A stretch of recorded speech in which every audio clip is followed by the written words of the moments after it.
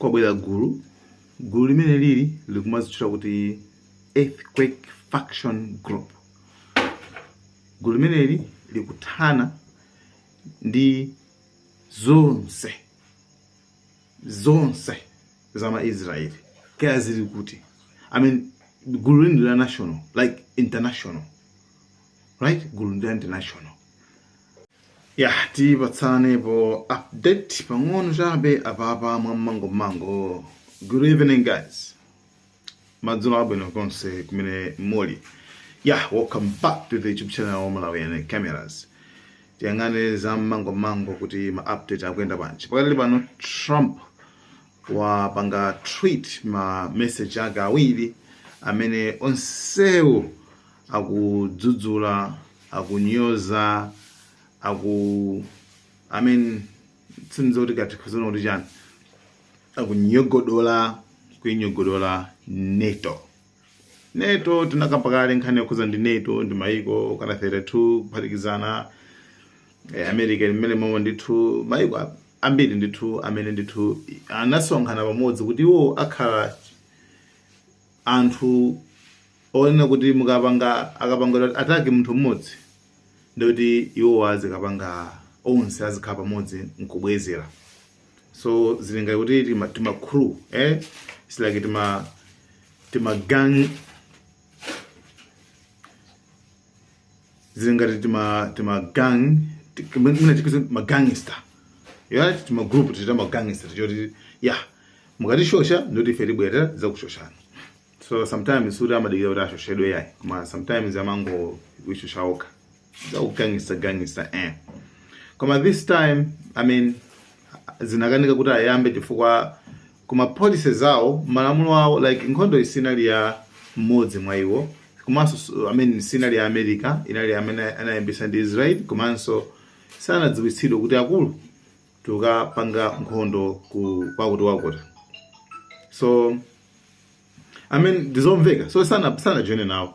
Trump ayankhula zambiri like wanyoza kwa ateri akuti iwo ndi ma cowards zanthu zamantha, right? And Pete uja amene secretary of war anachula kuti iwo akuti ndi ma ungrateful allies, ndi anthu osayamika, takhati kuwathandiza tangawuza temu thandizeni ati mungoti kalito risk kang'ono tikadutsapo ati mukanika chonsecho mukulandola nkhani kuza ndi ani, nkhani kuza ndi mitengo kukwera kwa mafuta. Ku South Africa nawonso ndithu alengezaso ndithu ayika mlingo wawo, like mafuta nawonso ndikuti ayambaso kusuniranso.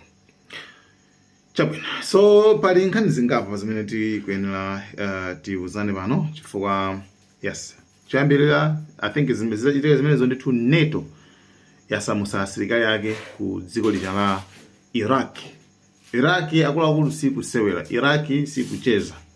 Iraq kuli magulu a Iran kwambiri, ndineba panopa anaona zimene zinachitika ndi Saddam Hussein. So nawonso akutetezera kwambiri ali mbali ya Iran, ndipo onse ma Americans ndani onse amene abwera azungu ku Iraq ndi kumene kunali bwino kuti anakalowera, kuli easy kwambiri, koma onse amene abwera azungu kumene kuti sali safe. Even embassy kungophutisidwa chani, sikuli safe. Nde NATO yangonezera papa tisavutike yayi, angopakira zinthu zawo anyamuka achokako ku Iraqiko kani yamba ndimene. Number 2, Iran yaika target ku Strait of Hormuz kocha. Ma details ama payment sitina pange follow up bwino tikuza nabe kuti ma payment ake ndiotani, anthu azilipira ndalama zingati.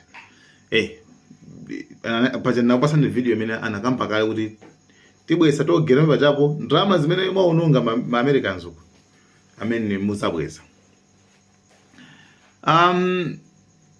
By the way, Trump ayamba kunena kuti akuti Iran kuti zipange build yoka ati pakhala nthawi yayitali kwambiri 10 years kuti azitolelesa akutero, ndemoti olo kusintha boma kosikofunikiraso bola waphwanya akutero.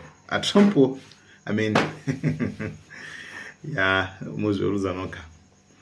So koma despite zonse zimene zikuyankhulidwazo makuti tawaphasulira tawatere koma response imene kumachokera yankho limene limachokera ku dziko la Iran limakhala limodzi. Tiyena zone nkhondo iyi sinathe, tiyena zone nkhondo imakhala yoncho basi.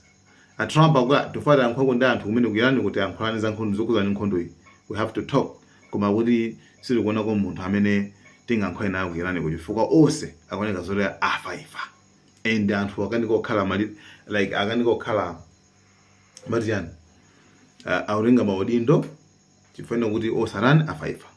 No, maudindo alipo anapatsana koma pano pakuona zoti no sizoyenerera kuti azilengeza kuona zoti malamulo akuyenda ntchito daily ku police daily mabomba akuchoka ku Iran tuluka kulowa maiko siyana daily, right? So meaning when the leadership ipitirirabe.